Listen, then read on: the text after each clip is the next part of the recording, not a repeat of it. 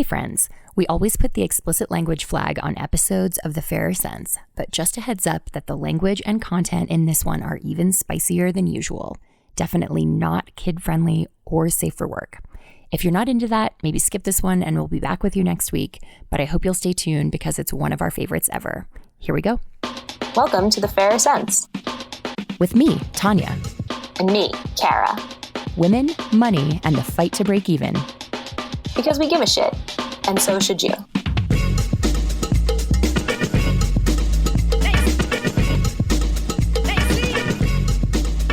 Today, we're talking about toxic masculinity. Hey, Kara. Hey, Tanya. I'm really excited to talk about gender roles and toxic masculinity today, and I have such a good top-of-mind example. Oh my gosh, hit me with it. You know I'm here for this issue. So I live in Tahoe now, as you know, but before Mark and I moved up here, we lived in LA. He was there for 6 years. I was there for 8. And most of that time, the office that I worked in was near Westwood in West LA. And then later, Mark and I lived there. And one of my favorite places to take people when they were visiting or even just like sometimes coworkers who didn't know about this place was, this is going to sound super creepy, but just go with it. This little tiny cemetery that's tucked behind the tall buildings on Wilshire Boulevard in Westwood, this tiny cemetery called Westwood Memorial Park. And it's known really well for Marilyn Monroe being buried there. And my favorites are all of like the Billy Wilder movie people. Like Billy himself is buried there. He has the best epitaph ever. It says, "I'm a writer, but then nobody's perfect."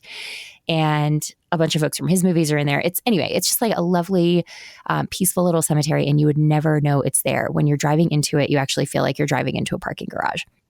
So occasionally, if I go back to LA, I love to just hop over there and just, it's very tranquil. And I don't know, I know this sounds super creepy, but I think it's a fun spot to go and like relax a little bit. And recently Mark and I were there and I remembered that Hugh Hefner had bought the wall vault spot next to Marilyn. And sure enough, I went and for the first time saw that creepy old dude and his little plaque on the wall vault next to hers. And it just got me all kinds of fired up in kind of the worst way about toxic masculinity. Do you know the story of sort of like how Playboy began? I know very little about that, actually. So Hugh actually launched Playboy with nude photos of Marilyn that she had not consented to have run in Playboy. She had done a photo shoot with some photographer. She had gotten paid $50 and she was promised that her face would be obscured in all of them so that nobody would ever know it was her. Her career was just beginning. This was the early 50s. Like posing nude was not a thing that was okay. And Hugh found out about the pictures and went and bought them from the photographer. Marilyn didn't know. She didn't get any extra money. And he launched his whole empire on the back of it and went on in his life to make millions and millions of dollars. And Marilyn almost lost her career over it and never got any additional money. So all of that is, creepy on its own. But then in addition, after she died a few decades later, he got the chance to buy the wall vault next to hers and decided that he needed to not only have like almost killed her career and made millions of dollars off her, but also like spend eternity next to her body. Oh my God. So yeah, toxic masculinity. And then I was just looking this up because I was curious about it, about some of the details of it. And I found out that the spot above her, because this is, you can picture like a mausoleum. It's like a wall vault, so multiple drawers high, many wide. So Hugh is to one side of her. I heard that the spot above her, the guy who was buried there, who wasn't anybody famous, but when he realized that he had the spot over Marilyn, he insisted to his wife, that he be buried face down so that he could like face Marilyn's body forever. And if that wasn't creepy enough, it gets one step creepier. A couple of years ago, the widow of that guy who did in fact bury her husband face down as he wished, auctioned off the spot on eBay and decided to move him. She realized she could cash in, make a bunch of money, and just bury him someplace else. He'd had like his time being buried near Marilyn. and it sold for $4.5 million for a mausoleum spot. Oh my God. So we can only imagine what creepy person is going to go in there next. And it's just going to be this like wall of pervs around poor Marilyn, who had like such a tragic life and was a victim in so many ways. And like it doesn't even stop, even though she's been dead for more than 50 years. You know, it's wild. Everything about what you just said is completely wild. But I want to start with, I was out the other day at an event. This was maybe 4 weeks ago. And this man, Marilyn Monroe, had come up and he said so vehemently, she was a whore. Like loudly, kind of angrily, she was a whore. And I got really upset because that word is really offensive, first of all. Mm-hmm. And second of all, like you are some 22-year-old dude in Austin, Texas. You don't know anything about Marilyn Monroe. And like you said, she went through incredible amounts of trauma.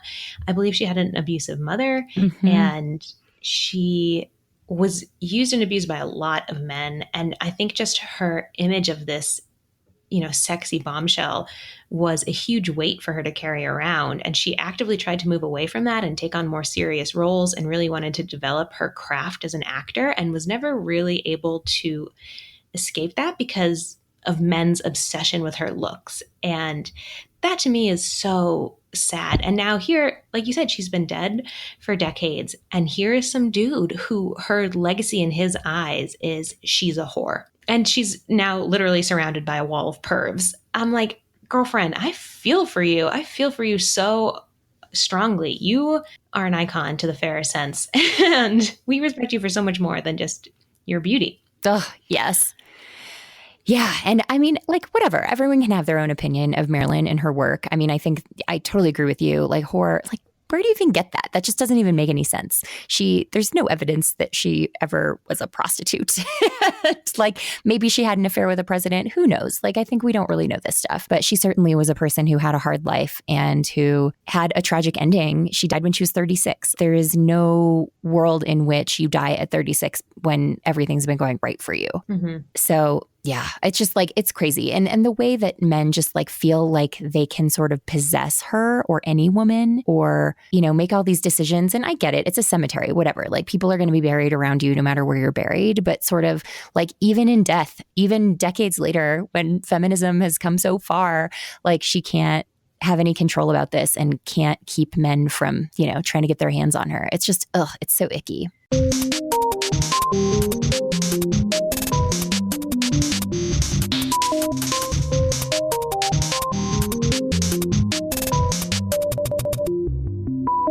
Toxic masculinity is this idea that stereotypes we have around manhood are geared towards dominance and control and power. And I think in this case, it's a classic example of Marilyn being powerless and Hugh Hefner having all the power and making decisions that affect Marilyn's life. And she has no say. She's not compensated. And it has long-reaching effects for her. And I think another level of this is he is glorified for the very same images that she is penalized for. And that is so messed up and goes into a lot of different gender roles and, I'm going to say it, my favorite word, patriarchy and sexism. It's all tied up together. And this notion of toxic masculinity, I think, is very apparent, especially here in the US, where we are seeing these mass shootings perpetrated by particularly young white men over and over and over again. And even in one-on-one interactions we have with women as women, even in one-on-one interactions we have as women with men. I think this story is a perfect example of that. Mm-hmm. It's one of those things where people need to listen to their guts. Like, I don't know who would hear all of this and not just on some level think like, ugh. Mm-hmm. That means something important, like if we all go, okay, that's a little gross or whatever, like we need to be listening to that as a society and not glorifying that. And Hef is a guy who, had his whole career off people willing to not say ugh or willing to say it and pay for his products anyway. But yeah, like there was definitely a huge lack of consent in every aspect of the interaction between them. And I don't think I even said before, they never even met. he never met Marilyn.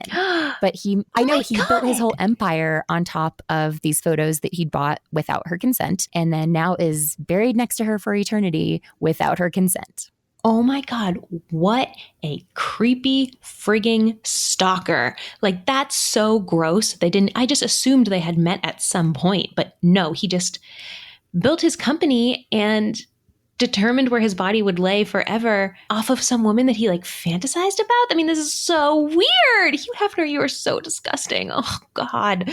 I know. It reminds me of like that shooter a few years ago that started the Yes All Women hashtag that was just sort of like, oh yeah, well, you're a woman. So like you ultimately are property and I get to make these decisions and I'm entitled to that. Like, I know not all guys at all think that way, but the fact that that thinking does exist for some is a huge problem. A huge problem. And I think to go back to what you were saying about hearing this story makes us all go, ugh, on some level. I think when it comes down to issues like this, it really is such a help when men say, dude, that's creepy. Like a way to combat toxic masculinity is if you are a man or you identify as male to not engage in toxic behaviors. And so one of the men that I love and that I've told T-Bone I will leave him for is Chris Evans. A white guy? Really? I know. Shocking. But yes, I do maintain a list of men that I would leave T-Bone for. And Chris Evans is on the list. But Chris Evans is the most privileged person in our society, right? Straight, white, male, good looking, tall. He's got it all. And he has been very open about his personal experiences with both depression and anxiety. He's mentioned that he's been in therapy and he openly talks about this again and again, as well as just being like a great woke dude with an adorable dog. Like, Chris Evans is everything I want in life.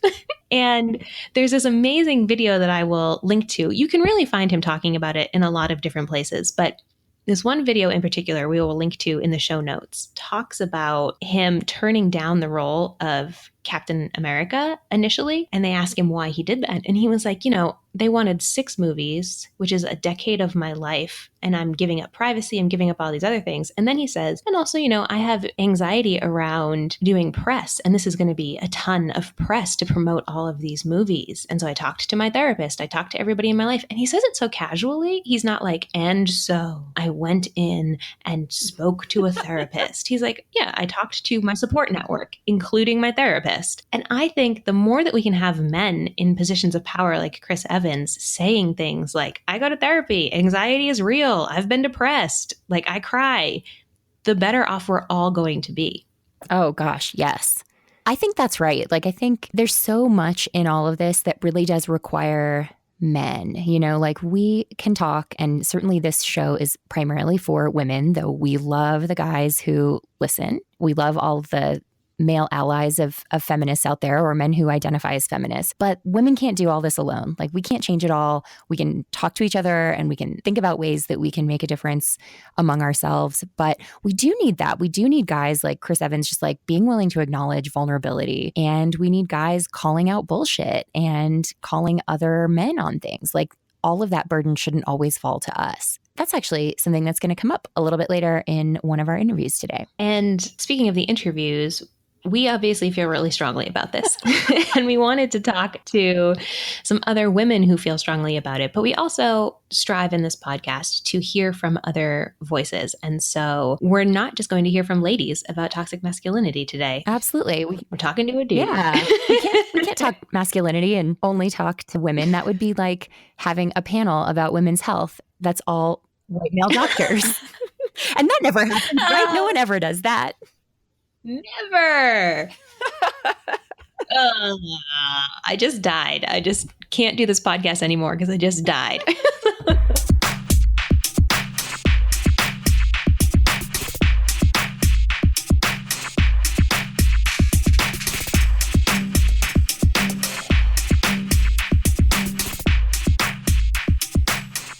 I talked to my cousin Sam Donovan, who is a 2-time reality show loser. And I can say that because we're a family, and he also described himself that way. But he is a fashion designer and now teacher, and he was on the show Under the Gun as one of the contestants. With and he's Tim just Gunn? great. With Tim Gunn, the Tim Gunn. And so you can go see him on TV. I don't know what season. I actually haven't seen it myself. But everyone else in my family has, and we're all very proud of you, Sam. We wanted to get the perspective of a non-straight male. And so Sam is gay, and we talk a little bit about what masculinity means to him as a gay man and the effects of toxic masculinity and definitions of masculinity in his life. I just sort of tried to combat whatever stereotypes I have against masculinity and like shove it all down to that super vague answer of just like, you know, masculinity is whatever sort of characteristics that you sort of relate back to your own presentation of being a man. I don't know, as like a gay guy, like the kind of guys that I like am around aren't those like terrible, like, well, like a man is this and a woman is that. Because we don't really like have to think about women in that way. Like, I mean, it's just, it's funny being a gay guy because like you watch like straight people like talk about their relationships. It's like, oh, it's because she's a woman. It's, oh, because he's a man. It's like, no, we actually have those same exact problems. So you're just full of shit. You're aware of toxic masculinity and how harmful some of these stereotypes of men can be to men. And you're kind of living in a world where you're just like, I'm choosing to not accept that as the definition of masculinity. To me, masculinity is just aspects that are associated with someone who identifies as a dude. I think that's the world we all want to be living in. I mean, as you've come to this definition, like what do you see as toxic masculinity? Ugh. Just this idea that like there is only one way to be masculine. I think that that's the most sort of like toxic part, is that there's only like one, like if you're not what's that guy's name, Chuck Norris, like you're not masculine. I also think that like a big part of the toxicity in that is that when you're thinking of that as like the only way to be, you're also thinking of it as like superior to like femininity, and you start to like look at anything as that's not that like sort of like butch aggressive personality type as like weak or inferior. And I think that that's where toxic masculinity comes from. I completely agree. And that is really the root of sexism, right? Where people believe that masculine is better than feminine, and therefore men are better than women. And therefore we don't need to pay women as much, and we don't need to treat women with respect. And I think that bleeds into gay culture. It's been argued that homophobia is just misogyny that's been sort of like carried over to gay guys as a form of like oppressing them.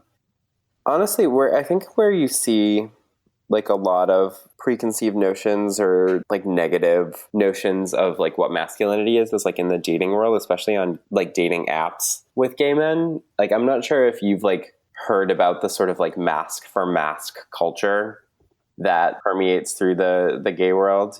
Actually, no, they don't really say mask guys. They just sort of say only into mask, which like hard pass on your inferior grammar usage. But I remember having a conversation a couple of weeks ago with this young man. I think that he was in his early 20s, and he like very clearly like was not like trying to present himself as anything that was like hyper masculine, but he like said that the only kind of guy that he was into on his profile text was masculine guys. And we had been having like this really nice conversation.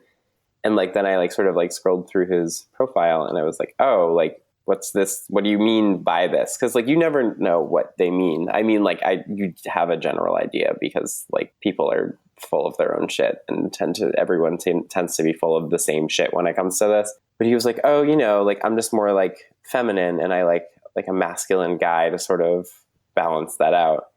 And I was like, oh, all right. Gross. I guess we're going to get into this instead of just like making out in the back of a Toyota somewhere. But I was just like talking to this kid about like his perceptions of like masculinity and femininity and like what was masculine. And he like, I finally like got him to sort of admit it's like, you know, well, like, I guess I don't really like care about like the sort of performed behavior of someone as long as they make me feel a certain way. It's like, yeah, exactly. Because like, you shouldn't just sort of decide that like, if someone performs a certain way, that they're going to make you feel a certain way. And actually, along those lines, do you find that there are any stereotypes of gay men with money specifically that you've encountered? Like, mask guys are better with money. I mean, yeah, there are stereotypes that like more feminine guys are somehow worse with their money, which I don't necessarily see.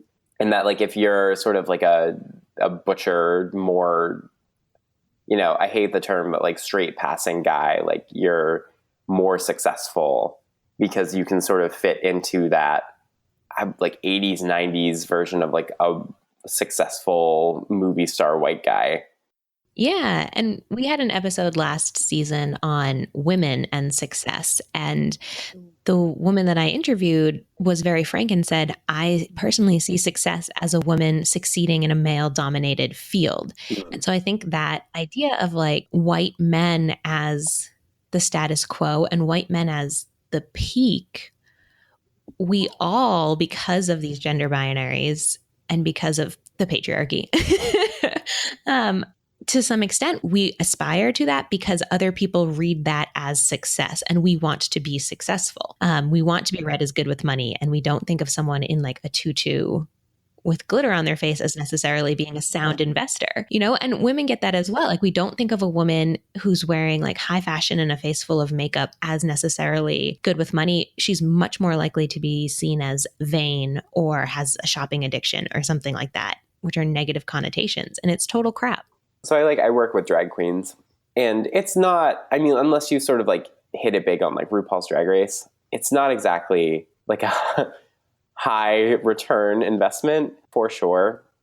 You tend to spend at least as much money on drag as you sort of make back from it. Working with drag queens, like you can really see like just how organized every single piece of their drag persona or their drag career is, because it has to be, because if you don't sort of like take care of that, all of a sudden, you know, you've spent thousands of dollars on sequin gowns that you have nowhere to go in, but like, you know, they're pretty. So something that I'm always really interested in, the dynamic between like oppressor and oppressee, where I feel really strongly it's not the oppressed group's job to educate the oppressor.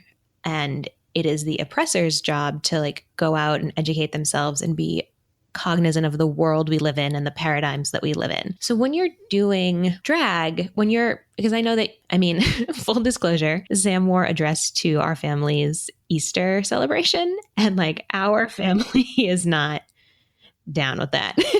Half of them are. Half of our family is cool. Half of our family is Republicans. What are you going to do? So, and that's like kind of drag, but it's not like full hair, full makeup, drag show, RuPaul drag, but it is clearly playing with gender binary and saying, yeah, I'm going to wear traditionally feminine clothes. I definitely wouldn't call that drag. Drag is a performance, which I suppose I was doing. That was probably more like sort of cross-dressing or like sort of like blurring gender lines. Whereas like I tend to think of drag as like, yeah, like we're supposed to like assume that this person is a woman, but really what it is it's a guy sort of like breaking these sort of like gender binaries for performance and entertainment. Because I've always said that like great drag is entertaining and can be social commentary on gender and race and a bunch of different things, but bad drag is just misogyny.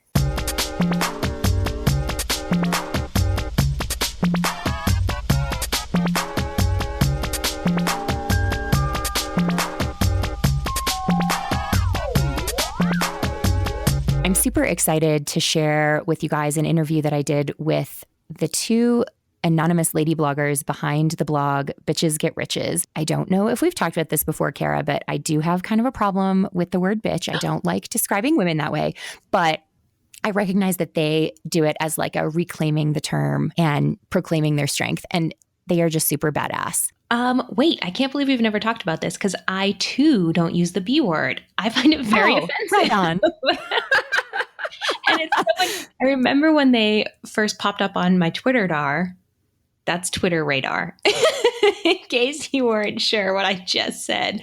I remember when they first popped up on my Twitter, I was like, ooh, don't know if I love this name, but I love the content. And now I'm just like, you ladies are amazing. And you obviously think the term is apt and you like it and are reclaiming it. So like, you do you. So they go by the blog author names Piggy and Kitty, obviously not their real names. And we're going to hear from them right now.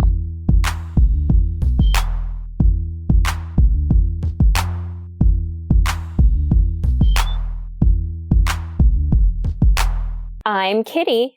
And I'm Piggy. And this is... No, we fucked it up. No, it's already bad. It's not going to work. Done. Let's close this. I'm Kitty. I am a Slytherin. And I, Piggy, am a Ravenclaw. I have worked in book publishing for almost a decade now as an acquiring editor, which is a very powerful position on the surface in that basically my whole job is choosing what books are going to get published and which books are fucking not. So, whenever your author friends are like, I got rejected by an editor and they're so mean and they just sent me a form rejection letter, like I'm the asshole that's sending the form rejection letter. And it's not even me, it's like my intern. So that right away puts me in a position where I get to make choices with little to no oversight about what voices are going to be heard in the book publishing sphere. And I would occasionally get older men, older white dudes, and this one I'm thinking of in general, like kind of dressed like Rodney Dangerfield, which I know because he insisted on an in-person meeting. And at the time I was working for a publishing house that was small enough that I could actually take an in-person meeting if I absolutely had to. And to be fair, his book proposal looked like something that was right up my alley. And so we had spoken on the phone and I had agreed to this in-person meeting, which I don't typically do. Most times when people either call, I'm like, I don't take phone calls. And when they want a meeting, I'm like, I don't take meetings. Like, send me the proposal and I'll decide from there.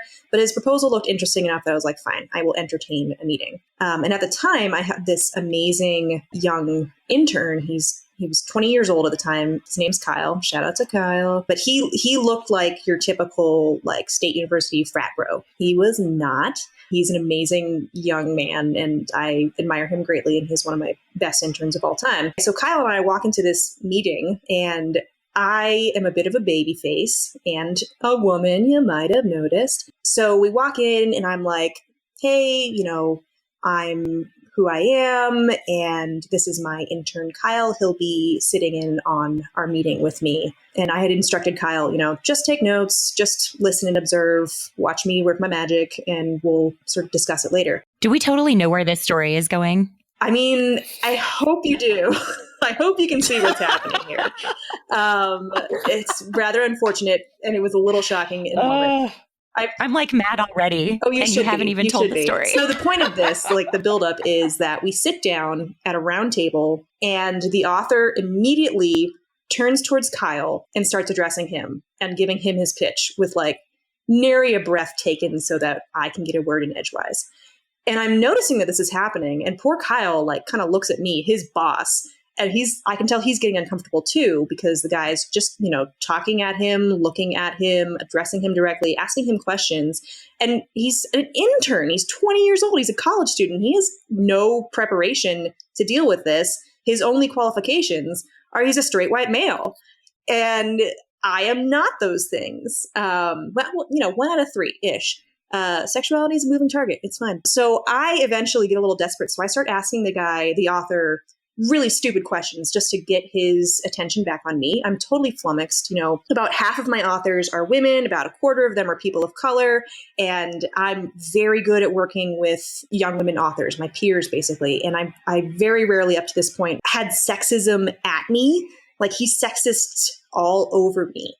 And I wasn't quite prepared to deal with that in the workplace. So I just kept getting all flustered and just being like super pissed that he was addressing my intern. And at one point, I asked him a point blank question and he looked at me, paused, turned to Kyle and said, I don't know, Kyle, what do you think? And then again, my poor intern was like, I have to come up. Yeah. So long story short, I eventually get this guy out of the office with a, you'll hear from me later. And I was furious and Kyle was super uncomfortable. But it led to this great moment between us where Kyle and I sat down and he was like, did that just happen? Did he just completely disrespect you and like favor me instead because I'm a man? And we had this great moment where I was able to be like, yes, this happened, Kyle. Like what you just witnessed was super sexist and not okay. And your job as a straight white male in the workplace from here on out is to intervene in those moments when you see that happening to a female coworker. I did not expect you to intervene then because you're my fucking intern and you're not prepared for that. But, you know, as you start your career as a professional grown-up, like your job is to cut that shit short when you see it.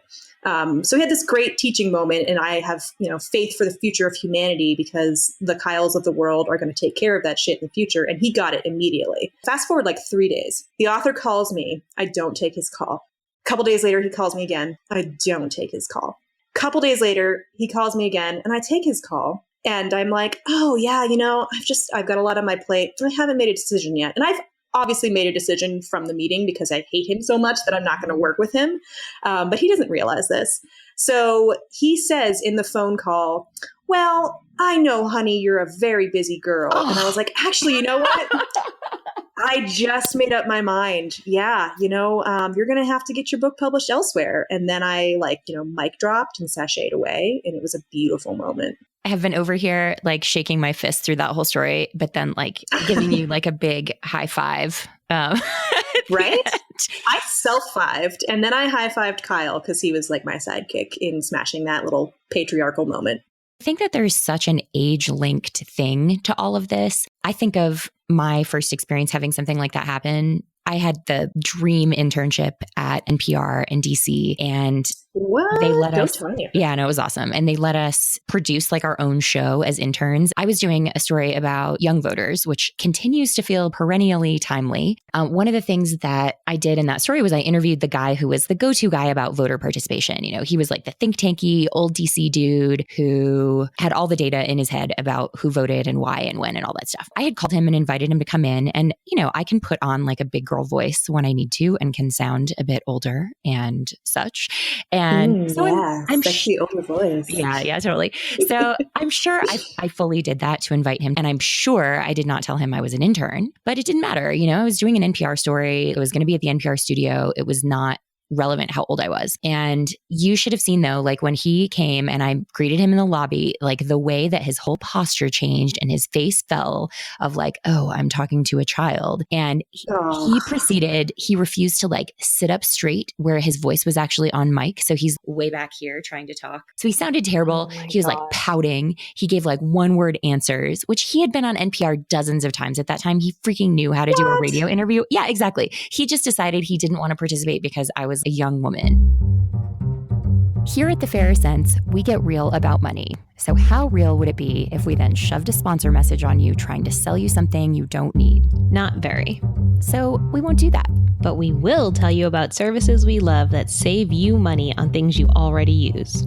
That's why we are super stoked that season 2 of The Fairer Sense is sponsored by AutoSlash, the #1 site for getting a great deal on a car rental. Because you gotta rent a car sometimes, right? AutoSlash is completely free to use, and on average, renters save 30% or more using it. AutoSlash searches all the major rental companies like Hertz, Avis, and Thrifty, so you won't end up in some sketchy no-name rental lot wondering what you've gotten yourself into. They do the legwork for you of seeking out the best discounts and coupon codes, so you save money and time. And they don't stop looking for deals when you book. Up until the day you pick up the car, AutoSlash keeps searching for discounts and will email you if they find a lower rate. It's like price protection on your rental and one less thing you have to think about. Why can't all travel be like that? Right. Use AutoSlash to book your next rental car at autoslash.com.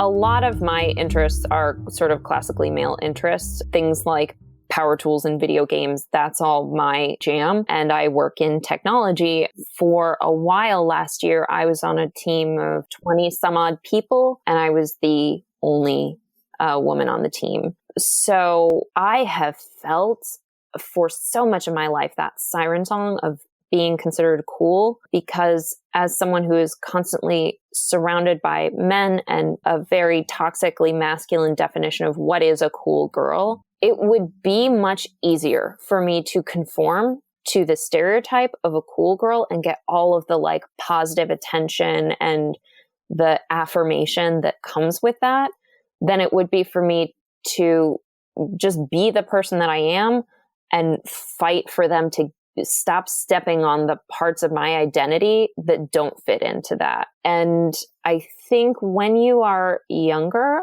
often you are in a position where you feel like you struggle so much just to fit in with people, to find your tribe. And when you finally find them, and they're mostly dudes, and they would love it if you like drank beer and loved poker and loved to say the word cunt a lot. Like, yeah, so edgy. I think it's super tempting to give into that, and you can get a lot of positive attention for that. I really think that the key to undoing this vision of the cool girl lies in women creating new definitions of what cool is. Mm-hmm. Because I think that cool girl stereotype is like, it's straight out of like Revenge of the Nerds. Like, it's a very old stereotype that kind of, I think, culminated around the 80s and the 90s of like the badass chick who's like super beautiful and doesn't know it and can eat anything, never gains weight, doesn't care about her appearance, but also she's beautiful and always wearing makeup, but she doesn't look like it. Like, oh my goodness, like that is such an old stereotype. And I feel like as the internet has democratized the ability to create media and get popularity and get an audience, more and more women don't need to rely on a male audience to craft stories about themselves. And they're able to put out like, hey, what if we told a story about a girl who doesn't conform to these things, yet who clearly is cool? And what if we build a new role model for what a cool girl can look like? And that kind of thing gives me a lot of hope, because I think it's scary to go somewhere where there's no blueprints, no templates, no feeling that like, hey, if I act this way, I'm probably going to get this kind of attention. It's scary to put yourself out there and think, am I going to be judged by my coworkers? Am I going to be judged by the people who I do my very important hobbies with? It's scary. It's super interesting thinking about the difference of audience or who you're here for. Kara and I, when we started this podcast, we've always wanted guys to feel welcome here. We don't want this to be a space where we're just like bashing dudes. Like, we will bash shitty dudes, no problem. But like, we don't have any illusions that like all guys suck. They don't. Like, most of them can be good allies if they just learn how to do that. At the same time, like, we aren't here for guys. We are here for women. We think we need guys to be a part of that. And certainly like guys have to be part of the solution all the way. But it felt like almost a radical thing to say like, yeah, no, we're doing this for the ladies.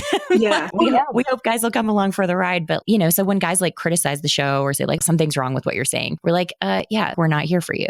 Yeah, it's like we literally did not ask. And also like I like even the term toxic masculinity, like I feel like too many dudes focus on the masculinity part of that. Like, I've gotten criticism before for writing about toxic masculinity and patriarchy and, the straight white males. And it's the, hashtag not all men scene where they're like, oh, well, so like being a man is wrong or whatever. Like, it's like, no, being a man in this way is wrong. Like, I know plenty of like super masculine dudes who are also nurturing and compassionate and creative and just like great listeners. Like my husband is, spoiler alert, he's a giant fucking mountain man. He has a full beard and he's enormously tall and muscular and just, you look at him and you think, does he have a blue ox? Does he have a blue ox? Oh, as in David the Blue. Yes. So I am married to Paul Bunyan. He could easily be mistaken if he was really swinging his arms while he walked, easily mistaken for a Yeti. It happens all the time. A very 7-foot tall man who is often found in a ravine or some sort of plateau of some kind. Yeah, like we cannot go camping without the paparazzi like hounding us. It's a little ridiculous, but God bless him. He carries that burden with grace. He looks like your schema of a jockey, redneck, ignorant asshole. And spoiler alert, he's one of the most well-read people I know. He identifies as a feminist. He works with children. I won't really reveal his career, but he teaches a curriculum of positive masculinity, and he takes it very seriously that it's his job to advocate for girls and women. And, you look at him and his masculinity is not impugned in any way by his preferencing the rights of women and girls. His, focusing on the education of young men to respect women and to, live by feminist principles does not in any way compromise his masculinity. So when I hear guys be like, oh, so I can't compliment women on the street. I can't even talk to a girl anymore. Like, God, come on. Napoleon Dynamite voice for some reason. I'm just like, no, you're missing the point. Toxic masculinity is the wrong thing. We want positive masculinity. We want the masculinity of men who think that their strength is in lifting others. And I can't think of anything more admirable than that. And yet we have dudes with their heads full ostrich stuck in the sand being like, well, there's only one way to be a man. And apparently that's toxic masculinity. It's like, no, it's not. Please listen. And you raised something I think super interesting, that talking about both your husband and your former intern, Kyle, two guys who look like a stereotype. I won't assume that you guys do this, but I definitely sometimes judge guys. I'm like, oh, that's such a bro.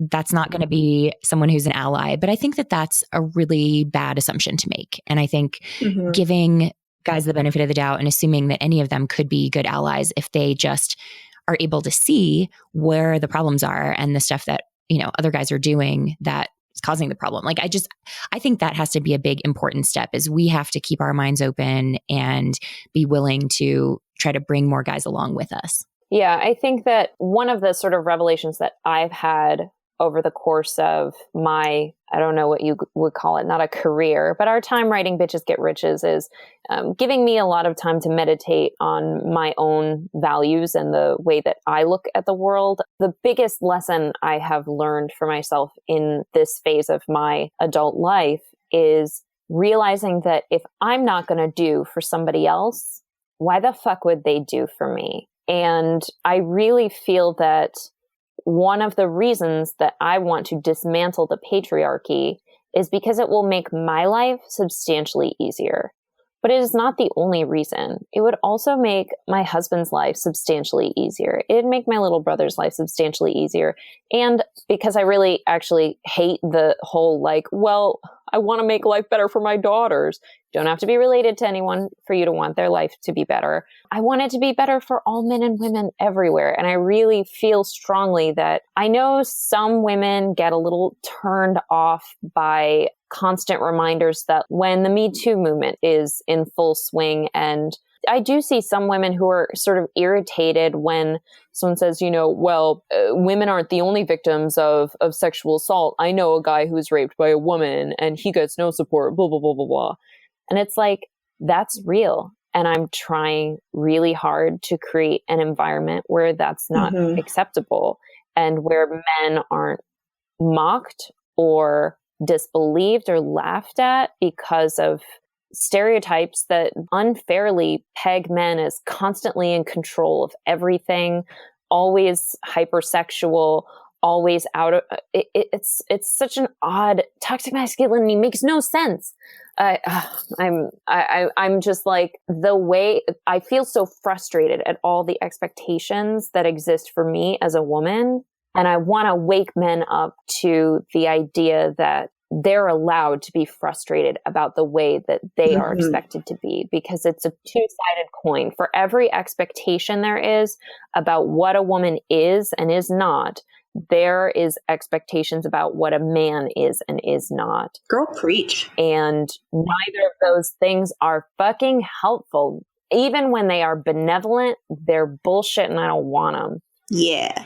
This is going to be really hard for you to edit. We're super good at this. There's too much gold here. This might have to be 5 episodes.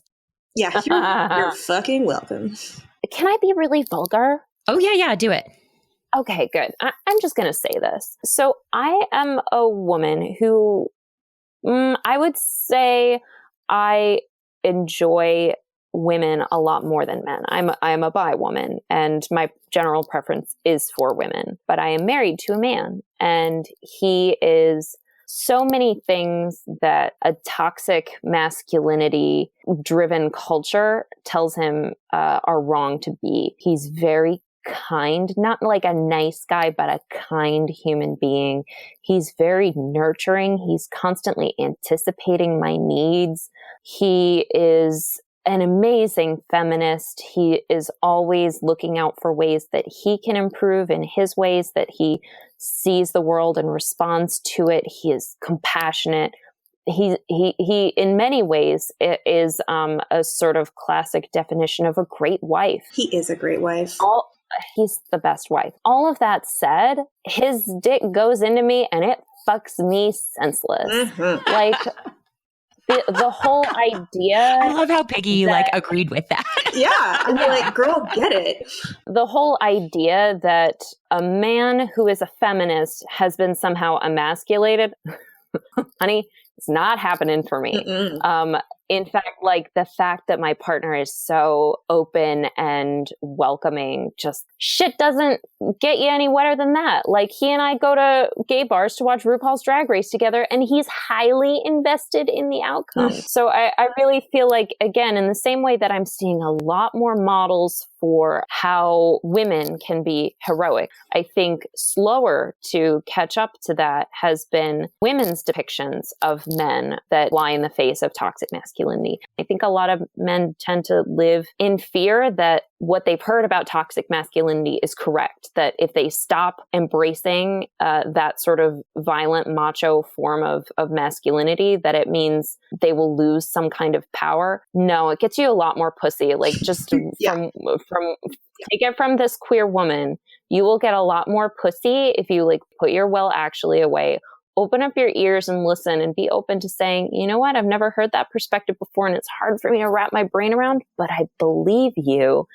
Oh, son, you can get what you want. I only fuck feminists. It's true.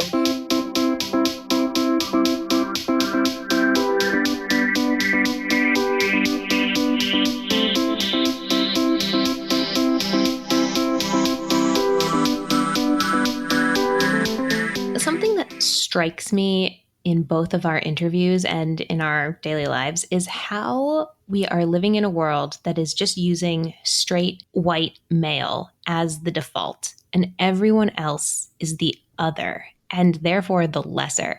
You know, when Piggy was talking about how this author was just speaking to her intern instead of her, it's because he was like, oh, another dude, the only person that matters. You know, like everyone else is an addendum. And Sam speaking to how in the LGBTQIA community, the closer you are to straight passing, kind of the more legit you are. It's the same thing. The closer you are to this male norm, and obviously I'm using air quotes, the more legit you are. And that really drives me up a wall because it hurts all of us. It really, really does hurt all of us who are not straight white men, but it also limits straight white men. And I just really want to be done with this.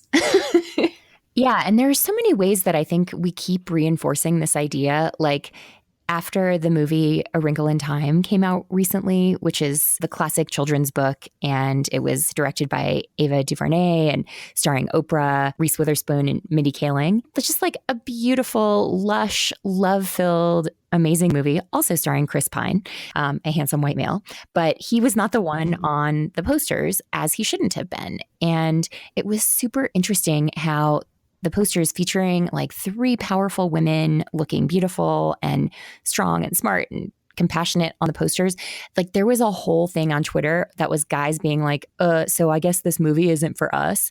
And I'm like, how many movies have I gone and seen in my lifetime where there was no woman on the poster, where there was like no woman in the movie other than to just maybe be like arm candy or like, you know, the hot piece of ass. So yeah, it's like to that point that even still today, people are saying like, hey, what's in it for me if it doesn't reflect white males in every instance. And it's like, guys, like you can represent different people and like we can all still enjoy it. It doesn't mean it's not for you. It doesn't mean that like the world is leaving you behind. And so I think younger people hearing those ideas would then go like, oh yeah, okay, I have to like see myself reflected in something in order to get it. It's like, okay, well, how about white males? You use this as an opportunity to understand the importance of representation and what people want to see people like themselves on things. Oh my gosh, no time for men who are like, why isn't my face on a poster? No time for that. Okay. I'm like, you can GTFO. Do not care. I'm angry just thinking about it. Like, as always, I feel the need to add the disclaimer, like we know most guys do not think that way. So all the good guys, we love you. This is just those whiny ones. Oh my God. All the whiny ones. I'm rolling my eyes at you. Get it together. Yeah, I think representation is so important. And when we live in a world that there is bountiful representation of men, I'm not concerned about your face not being on a poster. I am concerned about creating dialogue between you and the people who we're not normally seeing and figuring out ways that we can raise the voices of everyone so that everyone feels represented. It's one of those things where I think it's sort of changing the mindset of some folks to stop seeing so many things as a threat.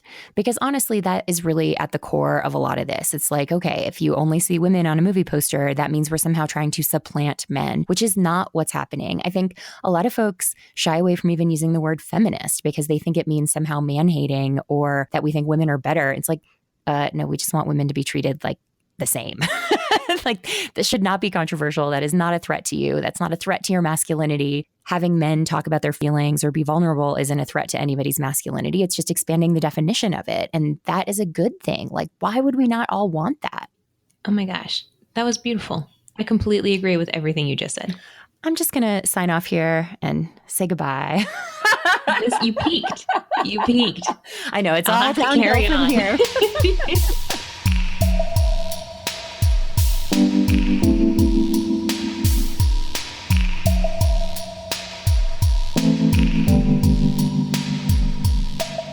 The thing that really kills me about toxic masculinity is that it does affect our money as women, and it affects money in general. I think Piggy's story again, where think about this, if we have men running the workplace who don't feel comfortable talking to women or wanting to hire women, women are going to get boxed out of jobs and whole career tracks.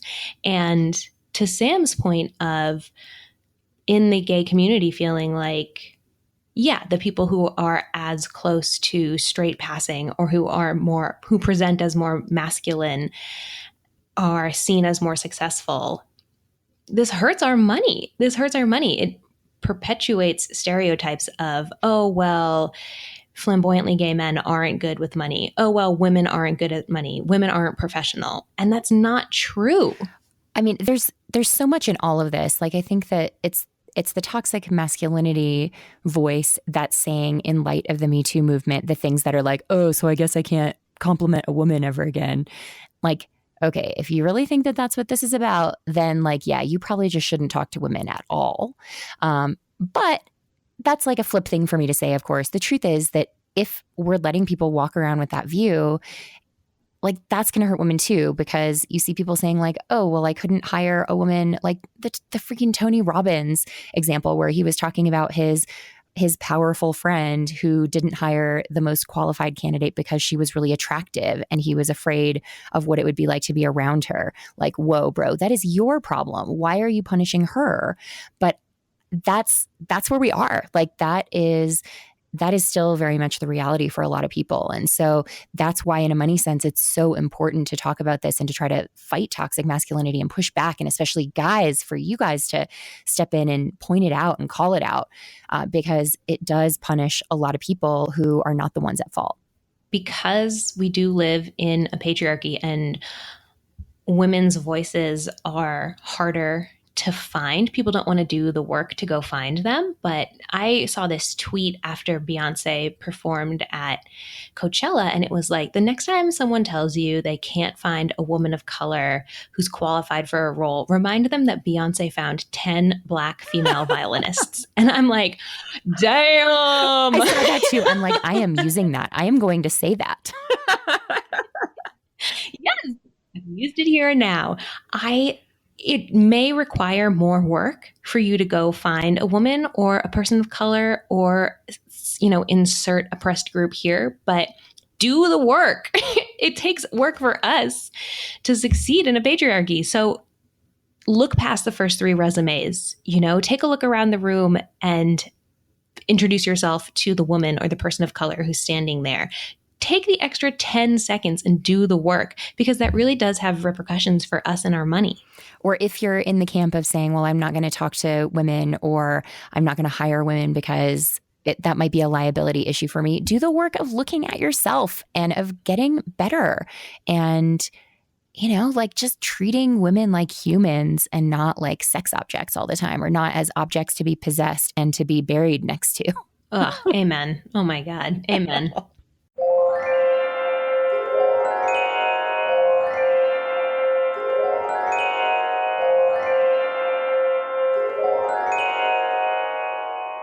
We welcome your thoughts. If you have stories like Piggy's, or if you don't have stories like that and you want to talk about how masculinity has not been toxic to you, send me that email. I'm curious to read that. Yeah, we really do love hearing all perspectives, and we have gotten some really incredible letters from readers, and so many of them help us think about things differently or just help us broaden our perspectives. So please keep them coming. You can always email us at fairersense@gmail.com. Yes, or you can tweet us on Twitter at fairersense. Okay, well, I feel like we've done good work dismantling the patriarchy today. So until next time, stay rad. Stay rad, not creepy, not stalkerish. Stay rad.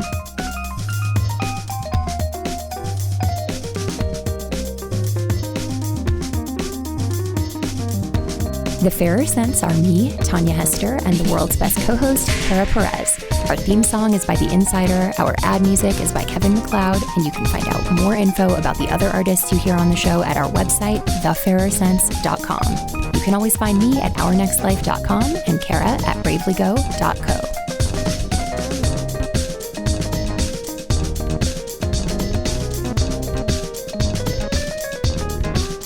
And I'm going to talk in my big girl voice so I don't get any stupid hate mail. That should go in the trailer.